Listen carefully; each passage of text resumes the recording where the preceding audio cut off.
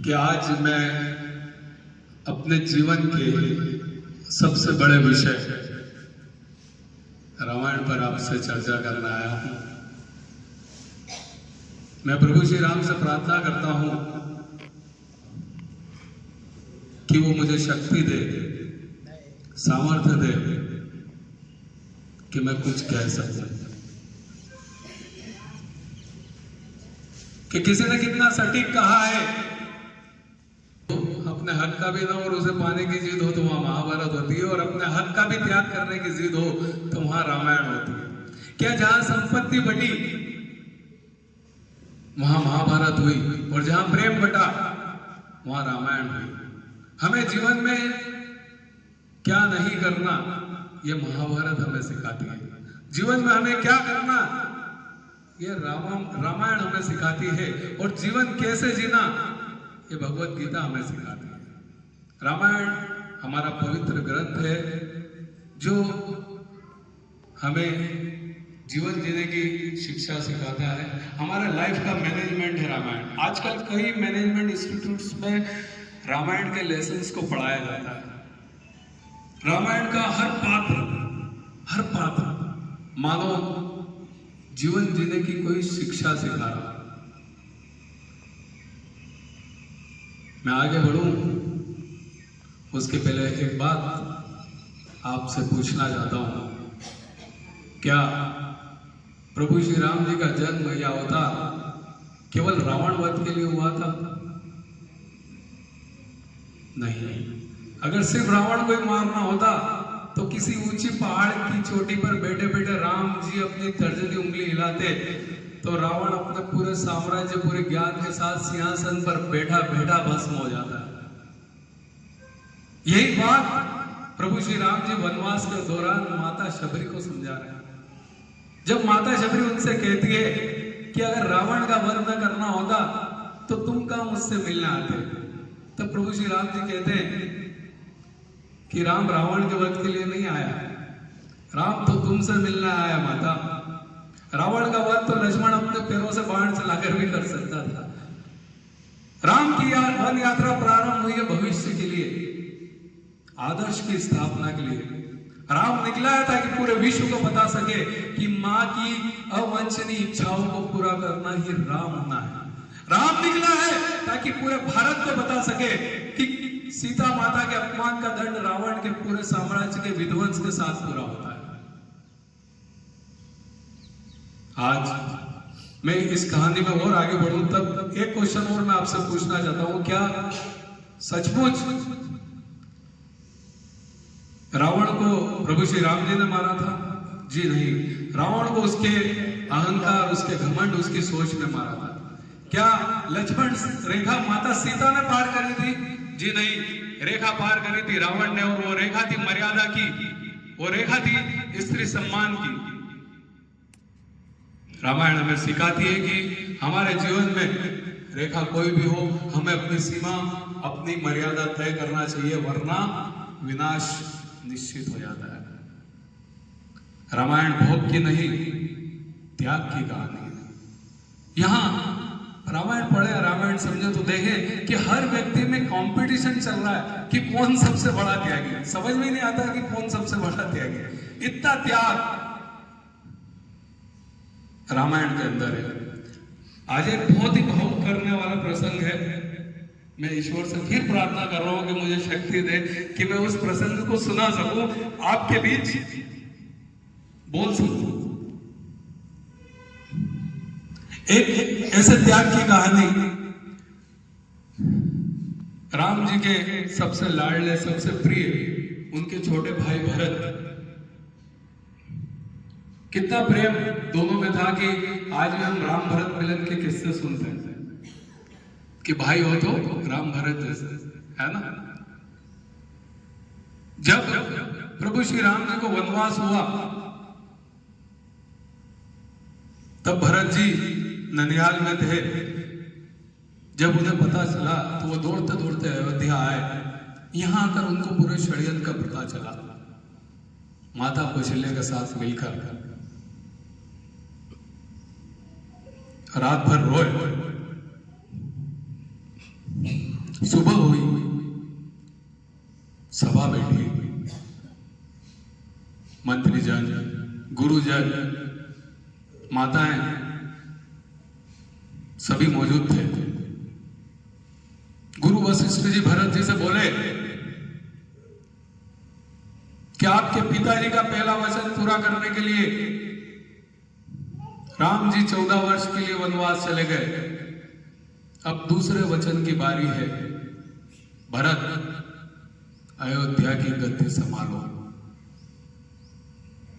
भरत जी बोलते हैं, मैं गद्दी पर नहीं बैठूंगा। गुरु वशिष्ठ जी बोलते हैं, मुझे मालूम है तुम्हारा मन नहीं है, लेकिन जिस वचन के खातिर तुम्हारे पिता ने अपने प्राण दे दिए, उस वचन को पूरा करना होगा। भरत, गद्दी पर बैठना होगा। भरत जी फिर जवाब देते हैं, मैं गद्दी पर नहीं बैठूंगा। गुरु वशिष्ठ जी बोलते हैं कि अगर तुम्हारा गुरु तुम्हें आज्ञा दे तो क्या फिर भी तुम इस गद्दी पर नहीं बैठोगे? तब भरत जी बोलते हैं, जवाब सुनिएगा, ऐसा जवाब सिर्फ भरत जी दे सकते हैं। भरत जी बोलते हैं, माफ कीजिएगा गुरुदेव, लेकिन अगर मैं गद्दी पर बैठ गया तो इसके परिणाम अच्छे नहीं होंगे। अगर आपने मुझे जबरदस्ती इस गद्दी पर बिठा दिया तो यह धरती रसातल को चली जाएगी। गुरु वशिष्ठ जी बोलते हैं, तुम्हारा यह तर्क मेरी समझ में नहीं आया। इस धरती पर हिरणाक्ष, हिरण्यकश्यप जैसे राक्षसों का राज रहा, तब यह धरती रसातल को नहीं गई। इस धरती पर रावण और कुंभकर्ण जैसे राक्षसों का राज रहा, तब यह धरती रसातल को नहीं गई। और आज जब भरत जैसा धर्मात्मा इस गद्दी पर बैठेगा तो यह धरती रसातल को चली जाएगी। तब भरत जी बोलते हैं कि धरती हिरणाक्ष और हिरण्यकश्यप जैसे राक्षसों का भार सहन कर लेगी, क्योंकि वो जानती है कि ये राक्षस है। ये धरती रावण और कुंभकर्ण का भी भार सहन कर लेगी, क्योंकि वो जानती है कि ये राक्षस है। पर इन राक्षसों का कार्य अगर ये राम का छोटा भाई भरत भी करने लगे तो ये धरती भरोसा किस पे करेगी? ये तो रसातल को ही चली जाएगी।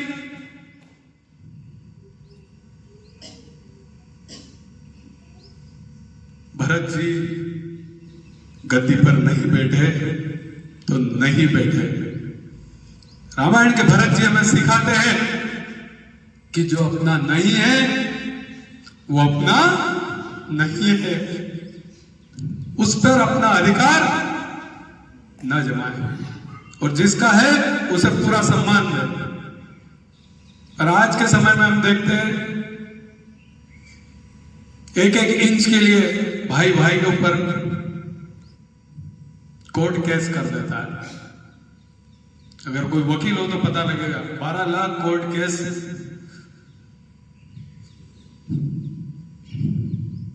संपत्ति के विवाद के कोर्ट में चल रहे हैं। उन सबको रामायण से सीखना चाहिए। यहां त्याग का कंपटीशन चल रहा है कि कौन सबसे बड़ा त्यागी। इसीलिए कहा गया है कि रामायण भोग की नहीं, त्याग की कहानी है। एक और वाक्य, एक और प्रसंग जो इससे जुड़ा हुआ है छोटा सा। सुग्रीव जी, राम जी, लक्ष्मण जी बैठे हुए हैं बाली की मृत्यु के पश्चात। तो सुग्रीव जी बोलते हैं, मुझे जबरदस्ती सिंहासन पे बिठा दिया बाली की मौत के बाद, मेरी तो इच्छा नहीं थी। तो इस पर लक्ष्मण जी हंस पड़े। तो प्रभु श्री राम जी पूछते हैं, लक्ष्मण क्यों हंस रहे हो? बोले, इनकी बात पे हंस रहा हूं, ये बोल रहे हैं कि हमें तो जबरदस्ती सिंहासन पर बिठा दिया। तो राम जी कहे, हो सकता है ऐसी परिस्थिति रही होगी, जनादेश रहा होगा, इन्हें बैठना पड़ा। तब लक्ष्मण जी कहते हैं कि माफ कीजिएगा भैया, अगर जबरदस्ती कोई किसी को सिंहासन पर बिठा सकता तो अपने भरत भैया को नहीं बिठा दिया होता? पूरी प्रजा, गुरुजन, मंत्रीजन, माता सब लगी रही, लेकिन कोई भी भरत भैया को गद्दी पर क्यों? क्योंकि उनके मन में पद की वासना नहीं थी, आपके चरण कमलों की उपासना थी। जी हाँ मित्रों, इस देश में भरत जैसे धर्मात्मा हुए हैं जिन्होंने कहा कि गुरु मुझे गद्दी पर मत बिठाओ, नहीं तो ये धरती रसातल को चले जाएगी। और आज के कलयुग में कुछ ऐसे लोग हैं जो कहते हैं कि जल्दी से हमें गद्दी पे बिठाओ, नहीं तो देश रसातल को चला जाएगा। तो ये एक छोटा सा प्रसंग था जो मैं आपके समक्ष रख पाया। अच्छा लगा हो तो एक बार ताली हो जाए।